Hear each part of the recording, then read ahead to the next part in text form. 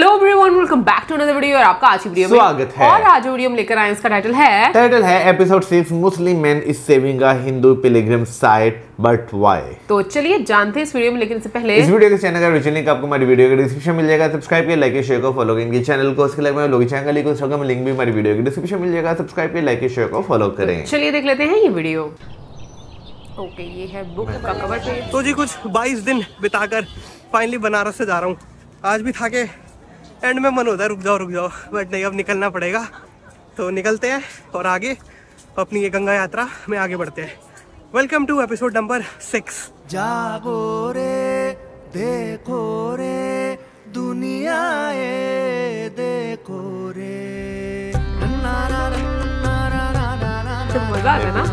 हाँ, अब कहाँ गए होंगे मगम? गुड मॉर्निंग दोस्तों। तो बिहार आज अपनी 5वीं फोटो की तलाश में यूं ही पैदल जा रहा हूं मैं कानपुर शहर से लगभग 30 किलोमीटर दूर एक शहर जिसे कहते हैं बिठूर। बाद में हमारी बुक मेलोडीज ऑफ इंडिया की प्री बुकिंग अब ऑन है, तो आप www.melodiesofindia.com पर जाकर अपनी बुक को प्री बुक कर सकते हैं। ऐसा रट के बोलने में थोड़ा हो जाता है, बट प्री बुकिंग अब ऑन है तो आपको डेफिनेटली चेक करना चाहिए। इससे आपको 2 फायदे होंगे। फायदा नंबर 1 कि बुक लॉन्च होते ही सबसे पहले बुक आपको मिलेगी, और फायदा नंबर 2 ये है कि अगर आप बुक को अभी प्री बुक करते हैं तो आपको बुक डिस्काउंटेड रेट्स पर मिलेगी, क्योंकि बाद में इसके रेट्स बढ़ने वाले हैं। तो अभी इसको बुक कर लीजिए। बाद में जब तक मैं ऐसे ही पैदल बिठूर पहुंचता हूँ, आपको बताता हूँ कि बीते 2-3 दिनों में मेरे साथ कानपुर में क्या क्या हुआ। तो जी किसी भी अच्छे बच्चे की तरह शहर बनारस में सिर्फ 22 दिन बिताने के बाद एक बस से मैं अपनी इस गंगा यात्रा में आगे बढ़ते हुए पहुंच जाता हूं कानपुर, जहां रास्ते में एक साइन बोर्ड देखकर मुझे कुछ याद आता है। एक्चुअली बहुत कुछ याद आता है।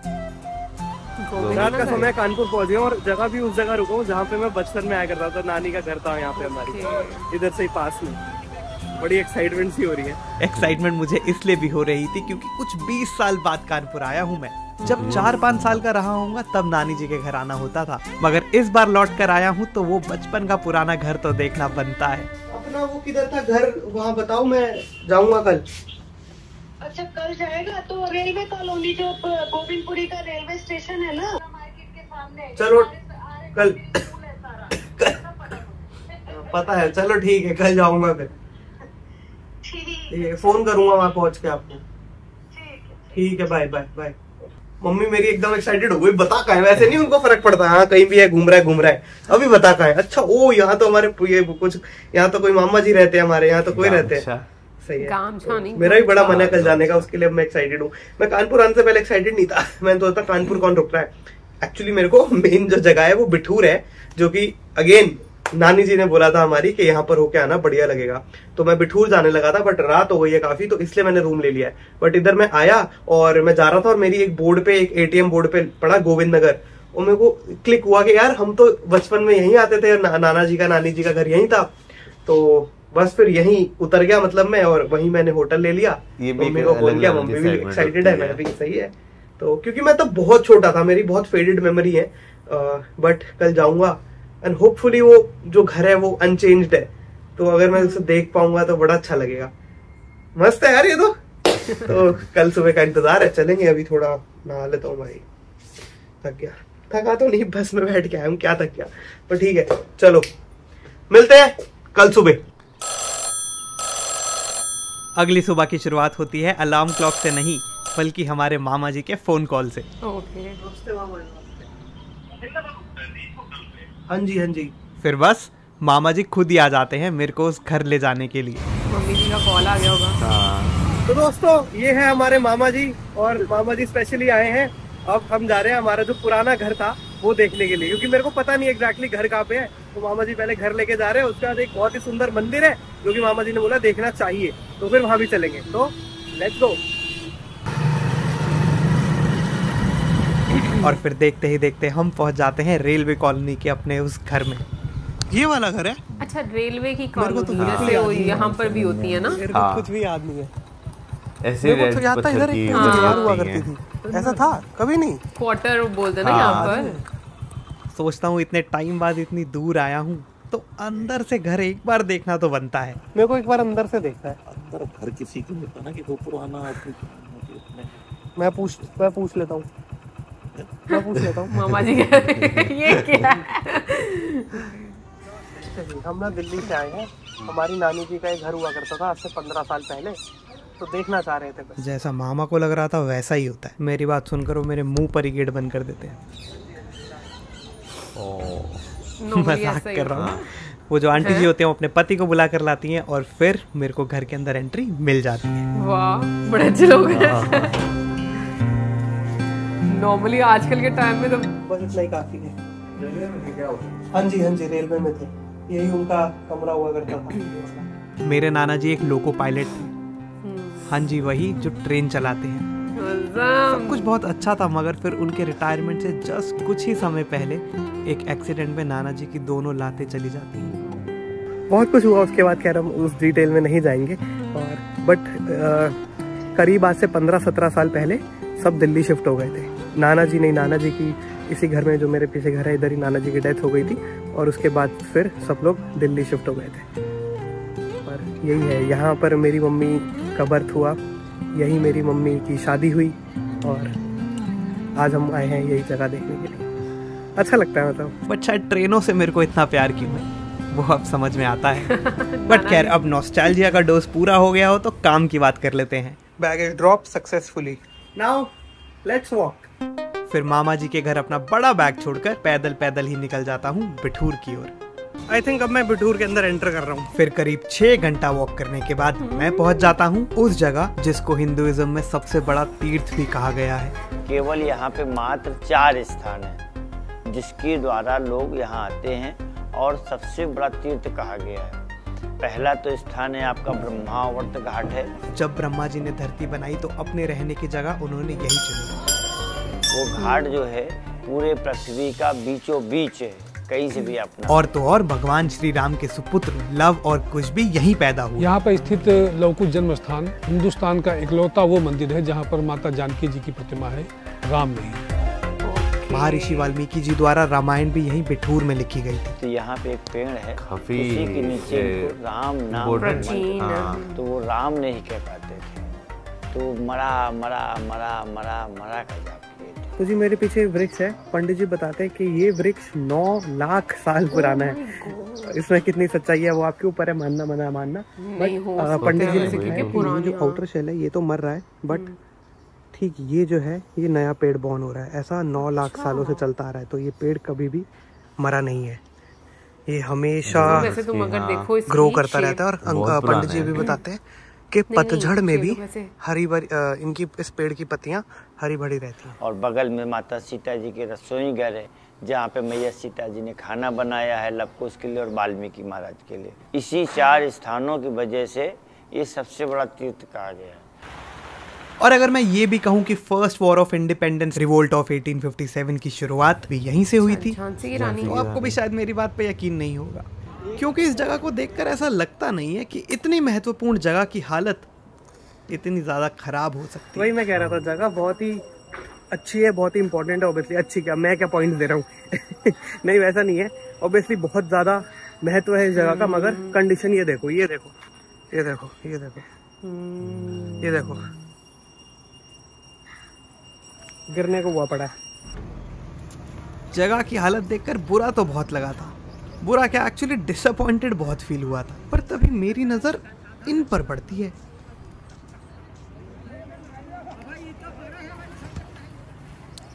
सफाई कर रहे हैं।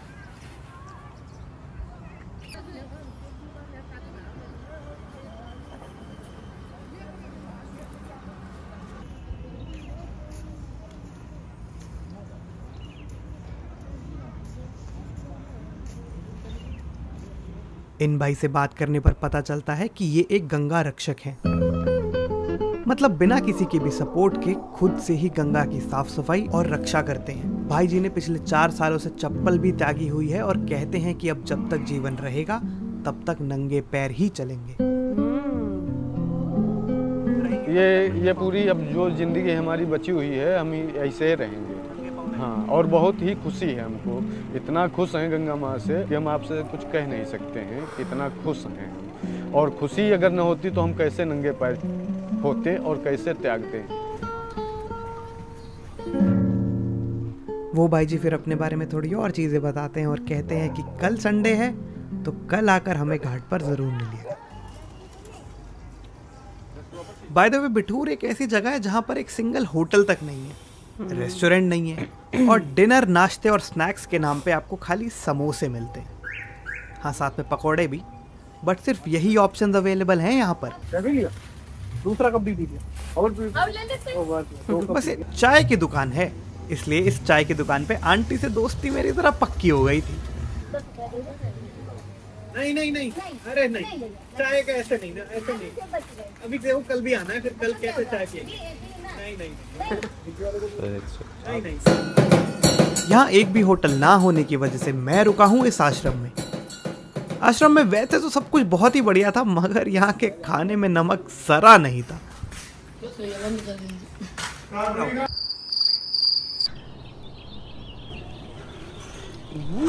इंडिया में मुझे ये चीज अच्छी लगती है। गजब का फॉग है यहाँ तो। हाँ, ये मेरा आश्रम आज दिख भी नहीं रहा है, आगे पेड़ है, दिख भी नहीं रहा है।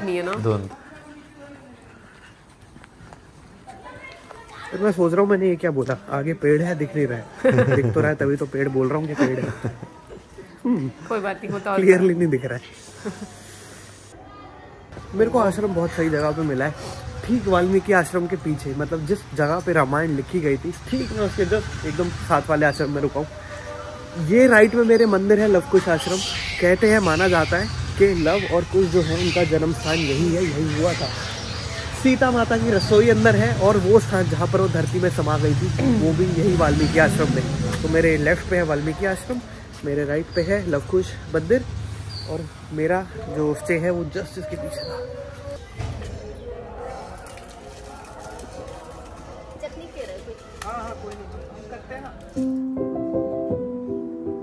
तो ये बहुत अच्छी ट्रिक ना मैंने ट्रैवल के दौरान इलारियो से सीखी थी। इलारियो वो इटालियन ट्रैवलर जो स्कूटर पे पूरी दुनिया घूम रहा था, और उसके बाद मैं ऋषिकेश गया था। उनसे देखा था कि वो अपने बैग में हमेशा एक पीनट बटर रखते थे, क्योंकि वो ऐसी ऐसी जगह ट्रैवल करते थे हर जगह नाश्ता नहीं मिल पाता है। मैं यार ये तो सही टिप है। तब से मैंने भी अपने बैग में पीनट बटर रखना शुरू कर दिया।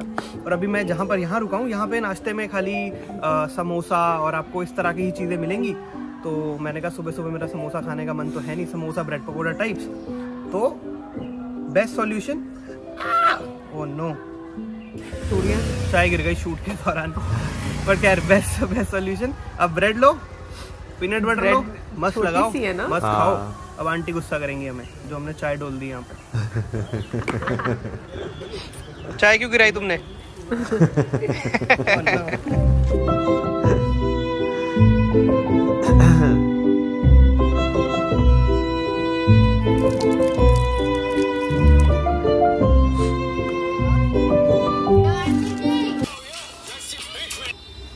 हेलो, जय गंगा माई की। जय गंगा माई की। बादशाह भाई, आप पहुंच गए घाट पे? हाँ, रानी लक्ष्मी घाट पे हैं। ठीक है, मेरे को आप बस 5-6 मिनट दीजिए, मैं आ रहा हूँ। ठीक ठीक, आइए। ठीक। बादशाह भाई पहुंच गए घाट पे। Have to hurry, have to move my lazy ass faster. Finally जब मैं संडे सुबह घाट पर पहुंचता हूँ तो कुछ ऐसा होता है।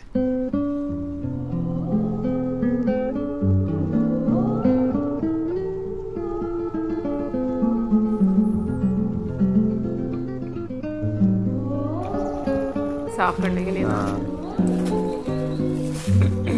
ये स्वयं सेवी गंगा सुरक्षा दल की वो टीम है जिसके साथ बादशाह भाई काम करते हैं। ये कोई एनजीओ नहीं है, ये कोई कॉरपोरेशन नहीं है, बस कुछ चंद लोग हैं जो हर संडे गंगा किनारे पहुंच जाते हैं उनकी सुरक्षा और स्वच्छता देखने के लिए। इनको इस चीज़ के कोई पैसे नहीं देता है, कोई सरकारी मदद भी नहीं मिलती है, पर फिर भी खुद के पास कुछ ना होने के बावजूद ये लोग यहाँ पर अपना पैसा, अपना समय दोनों क्यों लगाते हैं? हमारे यहाँ करीब 2-3 लोग उन्नाव जिले से हैं। यहाँ से एक तो है 8 किलोमीटर और एक करीब 15-16 किलोमीटर आगे एक लड़का है। जी हाँ, अभियान में जुड़ते हैं आके। तो लालच इसमें निस्वार्थ सेवा है, अगर इच्छा हो तो जुड़ो, इच्छा हो तो न जुड़ो।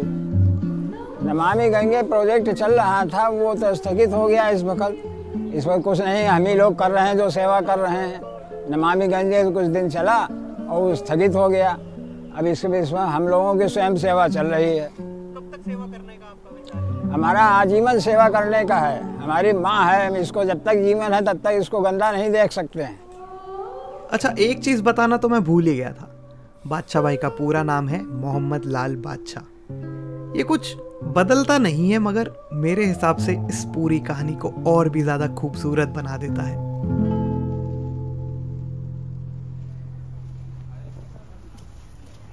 एक सवाल हमें आ रहा था कि जब हमने आपको फ़ोन किया था और अभी हम मिले भी आपसे, आप लोगों से भी मिले, हमने नोटिस किया कि आप सबसे पहले बोलते हैं जय गंगा माता की, जय गंगा माता की, जय माता की, जय माता की। तो इसमें आपको कुछ संकोच नहीं होता? नहीं, संकोच नहीं होता है। नहीं, संकोच नहीं होता। देखो, हम तुम मानो इंसान हैं, एक ही जगह से आने हैं, कोई किसी कोख से, कोई किसी कोख से। ये तो युग हैं, बटे हुए हैं, कोई किसी धर्म से पैदा, कोई किसी धर्म से। कोई राम के नाम से पूजा करता, कोई अल्लाह के नाम से करता है, कोई साईं बाबा के नाम से करता, तो कोई सब हाँ ईसा मसीह के नाम के किस्मत है। जिसको अपना बना लो उसी से ज्ञान प्राप्त होता है। तो गंगा मैया की हम सेवा करते हैं, नंगे पैर रहते हैं, चौथा साल हो गया।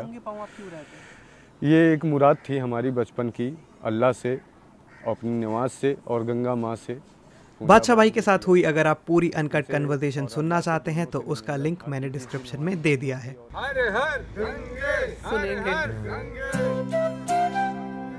इसी के साथ गंगा माई की कृपा से मुझे मेरी प्रोजेक्ट की, मुझे मेरी किताब की 5वीं फोटोग्राफ भी मिल जाती है। और हाँ, ऐसी ही मूविंग स्टोरीज अगर डिटेल में पढ़नी हो तो किताब खरीदना मत भूलिएगा, अभी डिस्काउंट चल रहा है। कितने वर्ष पुराना है? बहुत पुरानी। अरे वाह, जवान है। हिंदुओं के तीर्थ को एक मुसलमान साफ रखने की कोशिश कर रहा है। इससे सुंदर मेलोडी क्या ही हो सकती है। और किस्मत बोलो, टाइमिंग बोलो या गंगा माँ की कृपा बोलो कि मैं इनसे मिल भी पाया। मतलब क्या ही ऑड्स थे। मेरे पास कोई रिसर्च टीम नहीं है, मेरे पास कोई दूसरा बंदा तक नहीं है, बस बाय चांस यूं ही घाट किनारे हम लोग टकरा गए और कुछ इतनी खूबसूरत मेलोडी मिली। बहुत अच्छी बात है। निषाद केवट जी हैं, वो मुसलमान हैं, हम ब्राह्मण हैं, तो इससे क्या लेना देना? ये तो एक भाव सेवा है। सबसे खूबसूरत बात यही है। जात पात से नहीं मतलब रखा कभी जीवन में नहीं। इससे क्या होगा? हमारा देश गड्ढन जाएगा, गड्ढन जाएगा कि नहीं? बिल्कुल जाएगा। ये सेक्शन वीडियो के एंड में इसलिए क्योंकि मेरे को इस तरह का कंटेंट ऑनलाइन डालना पसंद नहीं है, बट वीडियो के एंड में बहुत कम लोग आते हैं। जो यहाँ तक पहुँचा उनके साथ शेयर करता हूँ। बड़ी सही चीज़, ठीक है। देखो, ये आंटी जी है ना, ये इन्होंने ना पिछले 2-3 दिन से मेरे को बहुत ही ज़्यादा काइंडनेस शो करी है। मतलब मैंने हो जाता है कभी कभी, मैं जैसे एक चाय मांगी, चाय के साथ आंटी ने कटोरी में नमकीन निकाल के दी थी। आज मैं चाय पी रहा था तो आंटी ने ब्रेड बटर ऐसा स्लाइड कर दिया, मतलब ब्रेड स्लाइड कर दी। तो बहुत छोटे छोटे जेस्चर्स और मिलके बड़ा अच्छा ऐसा लगता है। और मैं आंटी के साथ मेरे को भी अच्छा लगता है। तो कल मैं भी आधा 1 घंटा ऐसे ही बैठा हुआ था चाय के स्टॉल पे आंटी के साथ, बस ऐसे बातें कर रहे थे और कुछ नहीं। तो आंटी ना बीच में गाने गुनगुना रही थी, तो मेरे को एक चीज़ फील हुई कि चाय की दुकान है तो एक छोटा सा क्यों ना आंटी को रेडियो गिफ्ट कर दिया जाए। तो आता है ना सारे गामा पागा, तो मैं सोच रहा हूँ कि गिफ्ट कर देते हैं। मतलब हाँ, अभी सोच रहा हूँ, अभी कंफर्म नहीं है, बट अगर आप ये वीडियो देख रहे हो तो चांसेस है कि मैंने डिसीजन बना लिया है और मैं आंटी को छोटा सा एक गिफ्ट दे रहा हूँ। अच्छा बहुत अच्छा लग रहा है मेरे को इसलिए। तो जी अक्षत है, ये स्पेशली कानपुर से आए हैं केले के, तो टाइम आ गया है। इसको ऐसे नहीं देंगे, इसको खोल के ही देंगे। तो बता आंटी लेगी नहीं ऐसे, तो डब्बे से एकदम निकाल के कि ऐसा ना लगे कि कुछ बहुत ही प्रेजेंट है, तो एकदम खोल खाल के देंगे। तो जी इट इज हियर। और अच्छा हाँ, इसमें गाने होते हैं हाँ, काफी सारे ना। और मैं ना पैकेट में नहीं दे रहा हूँ, पुराने पैकेट में दूंगा तो नहीं लेंगे। तो ऐसा खोल के दूंगा तो ऐसा नहीं लगेगा कि कुछ भयंकर सा गिफ्ट है ऐसे। अब ये वो है कि हाँ डुएबल, आंटी आपके लिए खरीदी। मैंने गिफ्ट देते हुए का वीडियो रिकॉर्ड नहीं किया क्योंकि वो मेरे को पसंद नहीं है, मगर उसके बाद मेरे को एक मग्गा भर के चाय मिलती है, तो समझ जाओ आंटी को कैसा लगा होगा। तो बस ये था एक छोटा सा वीडियो, मिलते हैं नेक्स्ट वीक। भाई इसमें तो कोई शक नहीं कि भाई आप जब ऐसी जगह पर जहाँ पे आपकी अम्मा या आपकी नानी लोग रहते हैं वहाँ पर आप जाते हैं तो बहुत अच्छा फील करते हैं। और मेरा ख्याल है कि हर इंसान का जो है ना दिल करता है कि ऐसी जगह देखे। मुझे अच्छी तरह याद है कि जब हमारा गांव है, ठीक है ना, उसके पास एक छोटा सा गांव है जहाँ पर जो है ना हमारी जो अम्मी का गाँव जो आज तक नहीं देखा, मैं सोचती जरूर मैंने दूर से देखा हुआ गुजरते हुए, लेकिन मैंने अंदर से जो है ना वो नहीं देखा। लेकिन कभी जिंदगी में मौका मिला ना तो मैं जरूर वहां पर जाऊंगा। वैसे मौका तो मिल सकता है लेकिन हम लोग कभी जाते नहीं क्योंकि ये इतना भी डिफिकल्ट नहीं है। बिल्कुल डिफिकल्ट नहीं है। सो मुझे लगता है कि हम लोग ना थोड़े से वो जाते हैं, क्या उसको बोलेंगे, थोड़े लेजी हो जाते हैं। हालांकि जो हमारे अब्बू का गांव है उसके काफी करीब है, मैंने सुना है। जहां तक अब्बू के गांव से नजर आता है। अच्छा, हाँ, मुझे नहीं पता, धुंध में नजर नहीं आता क्योंकि आजकल धुंध का मौसम है, शदीद वाली धुंध का। लेकिन अगर वैसे अगर बात करें नॉर्मली सनी डेज में बात करें तो आपको साफ नजर आ रहा होता है। लेकिन आज की वीडियो में मुझे बड़ा अच्छा लगा कि हम लोग जितने भी ब्लॉग्स देख रहे हैं इस सीरीज के, आप इतनी महत्व जो जगह हैं उनको देख रहे हैं। सही बोला ना, महत्व जगह है ना।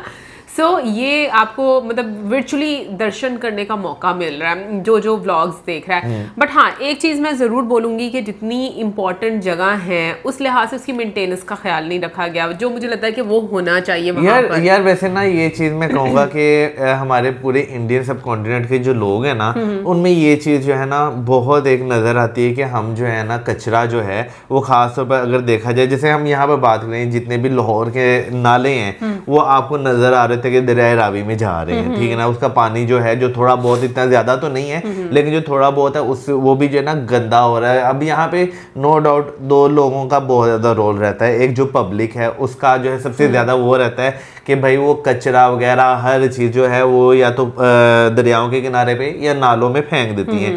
दूसरा गवर्नमेंट का भी यहाँ पे बहुत एक रोल रहता है कि भाई वो जो है ना पानी जो है सीवरेज का वो ट्रीट करके जो है ना उसे नहीं जो है दरियाओं में डालती। मैं खैर यहाँ पर बोलना चाहूँगी कि देखिए जैसे बीच में वीडियो में बताया गया कि लव एंड कुश जो थे उनकी जो मतलब जन्म स्थान था वो, और फिर उसके अलावा जो सीता जी थी उनका जब वो मतलब क्या बोले जमीन में समा गई थी, जमीन में समा गई थी, वो वाला भी पॉइंट वहां पर था। और फिर जो रामायण जिन्होंने लिखी वो वाल्मीकि जी वो भी उन्होंने भी वहां पर लिखी। तो मुझे लगता है उस लिहाज से देखा जाए तो बहुत ही महत्व है।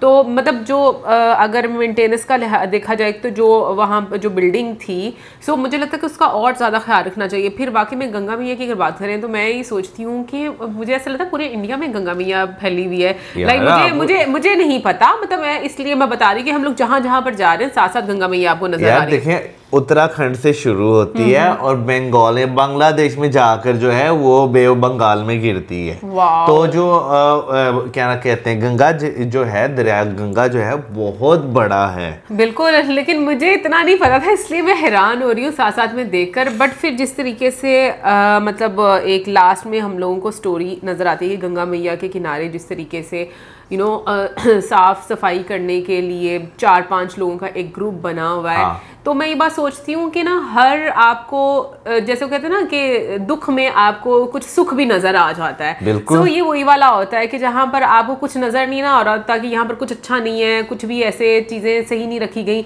वहां पर आपको कुछ चीजें या कुछ एक्टिविटीज ऐसी भी नजर आना शुरू हो जाती हैं कि जो ना वाकई में अच्छी होती है, लेकिन आपको सिर्फ देखने वाली वो आंख होनी चाहिए।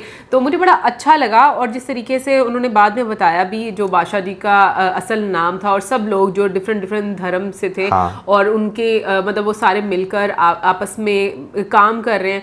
तो मुझे लगता है कि इससे ज़्यादा खूबसूरत चीज़ तो कोई भी नहीं हो सकती। आई होप कि सारी दुनिया इस चीज़ को समझ जाए तो मुझे लगता है कि दुनिया बहुत ही खूबसूरत हो जाएगी, क्योंकि ये एक एग्जाम्पल है कि हम लोगों को किस तरीके से रहना चाहिए। बिल्कुल, ये बड़ी देर पहले की बात है कि हमारे एक टीचर थे, उन्होंने एक बात ना बड़े अच्छे तरीके से उन्होंने ना हमें समझाई थी कि भाई जो आपके घर से कूड़ा लेने वाला आता है उसे आप क्या कहते हैं। तो हम उस टाइम क्योंकि आपका माइंडसेट इस तरह का था कि हम उन्हें कूड़े वाला कहते थे, लेकिन उन्होंने हमें जो है ना उसका बिल्कुल ऑपोजिट जो है ना वो बताया कहते कूड़े वाले आप हैं, जो लेने आते हैं वो सफाई वाला है।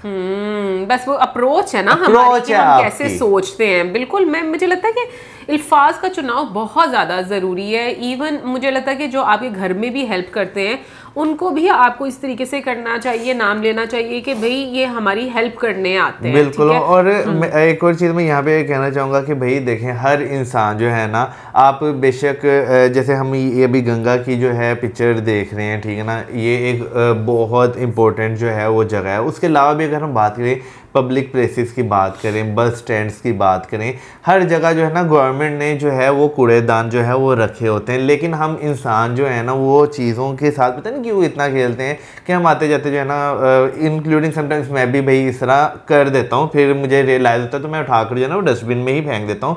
मोस्टली अगर मैं बाइक भी होता हूँ तो इस तरह करता हूँ कि भाई हम गंद फेंक देते हैं, हम खरीद लेते हैं चीज़ें, लेकिन हम इतना नहीं करते कि 2 कदम चलकर जो है वो हम जाकर उसे कूड़ेदान में फेंके। इस मुझे याद आ गया जब हम जो है रत्ती गली ले गए थे, ठीक है ना, वहां पे भी लोग ऊपर सामान लेकर जा सकते हैं, वहां पे ढेर लगाया हुआ है, इतना नहीं कर सकते कि अपने साथ लें। तो मेरा ख्याल है कि भाई ये हमारी अप्रोच है कि हम जो है ना अगर किसी ऐसी जगह पर जाते हैं तो हम उस जगह को साफ भी रखें। वेल भाई इस मामले में तो मैंने अपनी अप्रोच 6-7 साल पहले ही चेंज कर ली थी। सो मुझे मेरे घर वाले अक्सर उस टाइम पर कहा भी करते थे कि तुम कूड़ा घर लेकर आती हो, घर आकर फेंकती। तो मैं कहती थी हाँ मैं घर में ही आकर फेंकती हूँ। सो मेरी आदत ये काफ़ी टाइम से बन चुकी हुई है कि मैं बाहर कूड़ा फेंकती ही नहीं हूँ। यानी कि अगर मैंने कुछ खा लिया है, रैपर्स हैं, कुछ भी हैं, सो आई डोंट थ्रो आउटसाइड। मैं घर ज़रूर लेकर आती हूँ और मैं उसको घर की डस्टबिन में फेंकती हूँ। ये मैं इसलिए नहीं बता रही कि मैं कुछ बताना चाहती हूँ कि मैं बहुत कोई अच्छी हूँ, बट मुझे लगता है कि आपको अपना कुछ ना कुछ ऐसा एक्ट जो है वो शेयर करना चाहिए। मे बी जो बाकी लोग हैं उनके दिल में भी ये चीज़ आए कि भाई हम लोग को बाहर चीज़ें जो हैं वो नहीं फेंकनी। इनफैक्ट मुझे बहुत बुरा लगता है अगर कोई रैपर्स, हमारे घर में भी कोई रैपर्स ऐसे बाहर फेंकता ना, तो मैं उस चीज़ पर भी बोलती हूँ काफ़ी ज़्यादा। एनीवे मुझे लगता है कि ये हमारी रिस्पॉन्सिबिलिटी बनती है, क्योंकि नो डाउट गवर्नमेंट अपनी जगह पर काम करती है, बट मुझे लगता है कि जो लोग हैं ना, क्योंकि पहले टाइम में अगर मैं बात करूँ तो मुझे अच्छे से याद है कि पहले टाइम में हर घर के लोग जो थे, मतलब बाहर जो रोड होता था, मतलब गली होती थी, हर कोई अपने अपने घर के आगे झाड़ू लगाया करता था और तो इतना साफ सुथरा रहा करता था। तब कोई झाड़ू लगाने वाले नहीं आया करते थे, बट अब एक तो झाड़ू लगाने वाले भी खैर ऊपर ऊपर से सफाई करके जाते हैं, और दूसरा ये कि लोगों में भी मुझे लगता है कि यहाँ पर स्पेशली मैं बात कर रही हूँ कि लोगों में ना वो सेंस ही नहीं रही कि हम लोगों को सफाई सुथराई का ख्याल रखना है। लोगों में एक और चीज जो करते भी है ना, वो क्या करते हैं, अपने घर का जो है ना इतना नहीं करते कि वो उठा के डस्टबिन में डाल दे, वो दूसरे के गेट के आगे लगा देते, जो ये भी बहुत गलत है। अच्छा बीच में मैं जो है जो माँ जी जो थी उनकी अब बात करना चाहूंगा। वैसे तो हम मामा जी को तो भूल ही गए, लेकिन चले भी माँ जी की पहले बात करते हैं। भाई वैसे एक चीज है कि भाई छोटी दुकान बड़ा दिल, ये आपको जो है ना अमूमन जो है वो देखने को मिलता है कि भाई लोग जो है ना वो आपके साथ बहुत अच्छे तरीके से पेश आते हैं। जब खासतौर पर आप पता हो ना कि भाई दूसरे शहर से बंदा आया है तो कुछ ना कुछ आपको कॉम्प्लीमेंट्री वो दे देते हैं। हाँ वैसे मैंने भी ये चीज़ देखी है कि जो छोटी जगह होती है ना, वहाँ पर लोगों के दिल जो है वो बहुत बड़े होते हैं और मेहमान नवाजी होते हैं। बट जैसे उन्होंने रेडियो उनको गिफ्ट किया ना, मुझे बहुत अच्छा लगा, क्योंकि कुछ ही दिन पहले मैंने इस एपिसोड को देखने से पहले मैं ये बात कहूँगी कि 2 चीज़ें जो हैं वो मेरे दिमाग में चल रही थी, ठीक है ना। एक तो खैर चलो रेडियो वाला तो मुझे पता ही है, चल नहीं रही थी, एक बात सॉरी दिमाग में चल रही थी, और एक वो ये बात थी कि जब हम लोगों ने जो श्री एम सर का पॉडकास्ट देखा था, तो मेरे माइंड में भी ये चीज़ आ रही थी कि ना देखो अभी जैसे हम लोगों ने इसमें बादशाह भाई को भी देखा कि देखो आपको नहीं पता कि आपने कहाँ पर किस रिलीजन में पैदा होना है, लेकिन ऊपर वाले की क्या मतलब उसकी आप कह लो कि प्लानिंग है वो भी आपको नहीं पता होती। सो आज एक और एग्जांपल जो है वो हमारे सामने आई, तो मुझे लगता है कि ये चीज़ें ना बड़ी खूबसूरत हैं जो मेरे सामने आ रही है और चीज़ों को और समझने का ना मौका मिल रहा है। बाकी आप जरूर बताइएगा कॉमेंट सेक्शन में आपको आज का एपिसोड कैसा लगा। और मुझे मामा जी बहुत अच्छे लगे। हाँ मामा जी अच्छे थे बिल्कुल, क्योंकि कम ही मामा जी इतने अच्छे होते हैं जो खुद लेने आ जाते हैं। सही बात है। एनीवे गाइस ये तो थी हमारी आज की वीडियो। Good bye.